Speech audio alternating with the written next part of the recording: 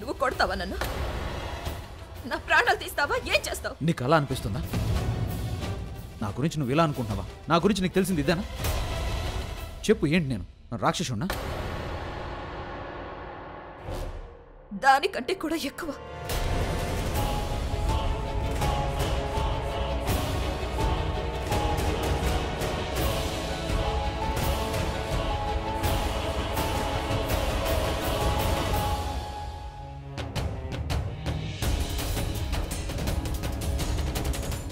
చూడతాను, చూడు, ఏ సమస్య ఉన్నా దయచేసి నాతో మాట్లాడు, నాతో పంచుకో ప్లీజ్. నీ మనసుకు భారం తగ్గుతుంది. తను ఈరోజు చాలా హ్యాపీగా ఉండాల్సిన రోజు. నువ్వు ఏది కోరుకున్నావో, ఎలా జరగాలనుకున్నావు అలాగే జరిగింది. రాఖీ చౌక్ ప్రతీకారం తీర్చుకున్నావు. తను ఈరోజు నా చెల్లెల ఆత్మకు శాంతి లభించింది. తను మనం ఏం చేయాలనుకున్నామో, ఎలా చేయాలనుకున్నామో అలాగే చేశాము. అవును, అయిపోయింది. మొత్తం అంతా అయిపోయింది. అయితే మరి నీ సమస్య ఏంటి? ఈ సూట్ కేసు ప్యాకింగ్ ఇవన్నీ ఎందుకు? నాతో ఎందుకు మాట్లాడడం లేదు? చూడు, నాకు దూరంగా ఎందుకుంటున్నావు? ఇలా ఎందుకు బిహేవ్ చేస్తున్నావు నాకు అర్థం కావడం లేదు. మాట్లాడనా? సరే మాట్లాడతాను. నేను నీతో ఒకటే మాట మాట్లాడాలి. నన్ను అపరంజిత ఆంటీతో పంపించే ప్లాన్ నువ్వే చేసావు, అవునా?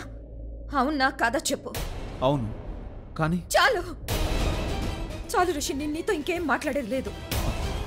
అలా ఎలా మాట్లాడుతున్నావు? అవును, నేను పంపించాలనుకున్నాను. అయితే ఏమైంది? నేను నిజంగానే అప్పు ఆంటీతో చెప్పి నేను పంపించేయాలనుకున్నాను. కానీ నేను అలా ఎందుకు చేశానంటే, నువ్వు ఇక్కడి నుంచి వెళ్ళిపోతే నువ్వు అర్థం చేసుకుంటావు. అర్థమైంది, ఆలస్యంగా అర్థమైంది, కానీ అంతా అర్థమైంది. చాలా బాగా అర్థమైంది నాకు. ప్రతీకారం తీర్చుకోవడం అయిపోయింది కనుక ఈ పెళ్లి ముగిసిపోయింది. ప్రతీకారం తీర్చుకోవడానికి మనం ఈ పెళ్లి చేసుకున్నాం కదా, నకిలీ పెళ్లి. మరంతే, అయిపోయింది, అంతా అయిపోయింది. ఈ పెళ్లి అయిపోయింది, నాకు ఇంకెవరు లేరు.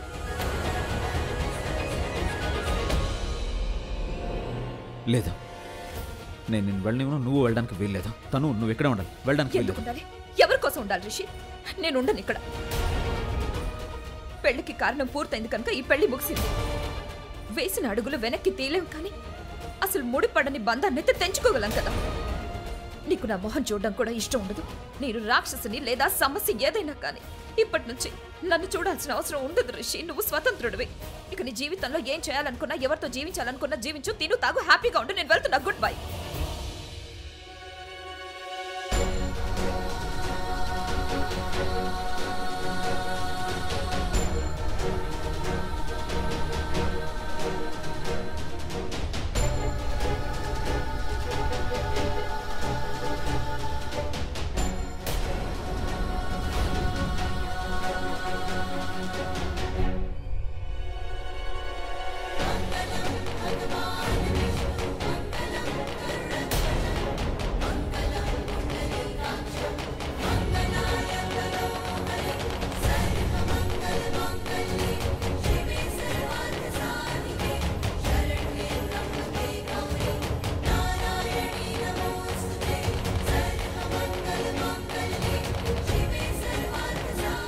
అన్నయ్య,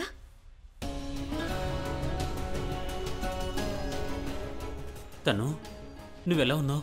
బానే ఉన్నావుగా? నేను బానే ఉన్నాను. మీరు ఎలా ఉన్నారు? ఆంటీ ఎలా ఉన్నారు? అమ్మ బానే ఉంది.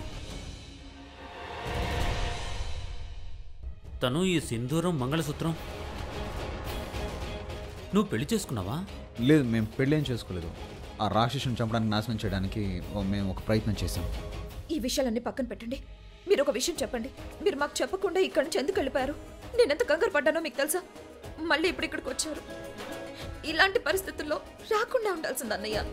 మీకు తెలుసా, ఆ రాక్షసుడు వచ్చాడు. మీకు తెలుసా అన్నయ్య, మనలో ఎవరిని విడిచిపెట్టనని అతను మనల్ని బెదిరించి వెళ్ళాడు. తను ప్లీజ్, ఈ ఇల్లు, ఈ ఊరన్నిటినీ వదిలేసి నీకేదైనా జరిగితే తనకేం కాదా? నేను ఉన్నాను కదా, నేను తనకేమీ జరగనివ్వను. నన్ను నేను కాపాడుకోగలను. ఒక విషయం చెప్పనా? కమలాపురానికి వచ్చి నేను ఒక విషయాన్ని అర్థం చేసుకున్నాను. నన్ను నేను తెలుసుకున్నాను, నేను ఎవరిని, ఏంటి, ఇంకా ఏం చేయగలను అని. అందుకే మీరు నా గురించి కంగారు పడకండి. అన్నయ్య, మీరు కూర్చోండి. మీకు తినడానికి ఏమైనా తీసుకొస్తాను. కానీ ప్లీజ్ ఈసారి నాకు చెప్పకుండా వెళ్ళకండి. అయినా రాక్షసుడు ఎవరిని బయటికి వెళ్ళనివాడు కదా.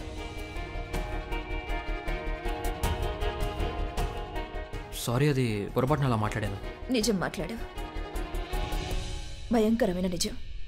అదే కదా అతను చెప్పి వెళ్ళాడు. మనలో ఎవరిని విడిచిపెట్టనో అందరిని చంపేస్తాను అని చెప్పాడు కదా. అదే నిజం.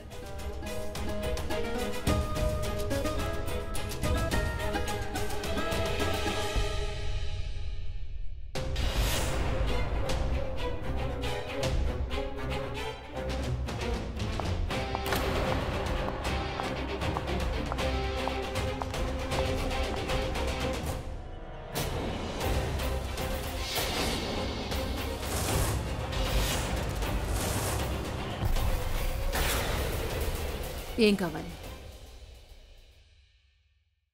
ఏం లేదు. మళ్ళీ ఎందుకొచ్చావు?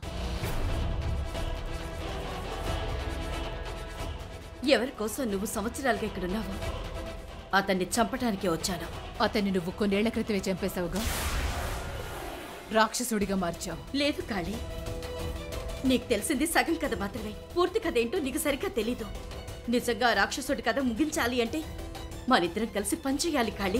ఆ రాక్షసుడు ఎలా పుట్టాడు, ఎందుకు పుట్టాడు తెలుసుకోవడం కంటే ముఖ్యమైనది మరొకటి. అతన్ని నాశనం చెయ్యాలి. అతను భగవంతుడు కాదు. ఎవరిని చంపాలి, ఎవరిని చంపకూడదు నిర్ణయించడానికి అతనికే హక్కుంది. చూడు కాళీ, నువ్వు నాకు సహాయం చేస్తావు కదా? చేస్తావా లేదా? చేస్తాను. ఎవరు చావాలి, ఎవరిని చంపాలి అనేది చచ్చేవాళ్ళకి చంపేవాళ్ళకి తెలుసు. అవును, నేను సహాయం చేస్తాను. కానీ తను, రిషబ్ వాళ్ళ కుటుంబానికి సహాయం చేస్తాను. నీ కథ వేరే ఏదో ఉంది, కానీ నా ఉద్దేశం మాత్రం వేరే ఉంది. అయితే నువ్వు అవసరమే మాట్లాడితేనే బాగుంటుంది. ఎక్కువ మాట్లాడితే మనసులో మాటలు బయటకు వచ్చేస్తాయి. ఒక్కోసారి రాక్షసుడు కూడా బయటకు వస్తాడు.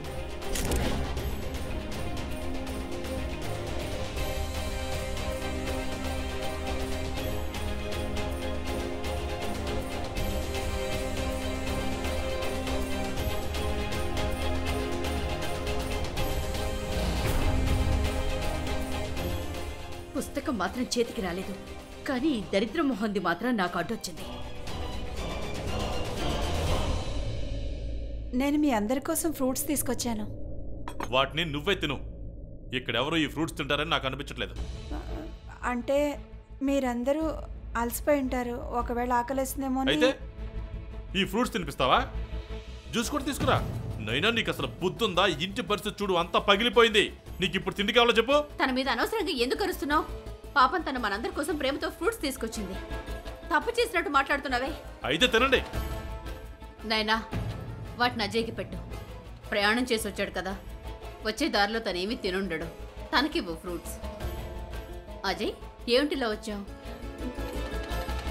తీసుకో. ఇవేమవుతూ ఇక్కడ అరటిపళ్ళు ఉన్నాయా? ఉన్నాయి, నేను తీసుకుని వస్తాను. అరటిపండ్లు తినడం ఎప్పటి నుంచి స్టార్ట్ చేసావు? నీకు అరటిపండు అంటే అలర్జీ కదా? అలర్జీనా? అదేం లేదే. అరటిపండు గొరిల్లాకి చాలా ఇష్టం. ఒకవేళ బ్రహ్మ రాక్షసుడికి అరటిపండు దొరికితే అది మాత్రమే తింటాడు.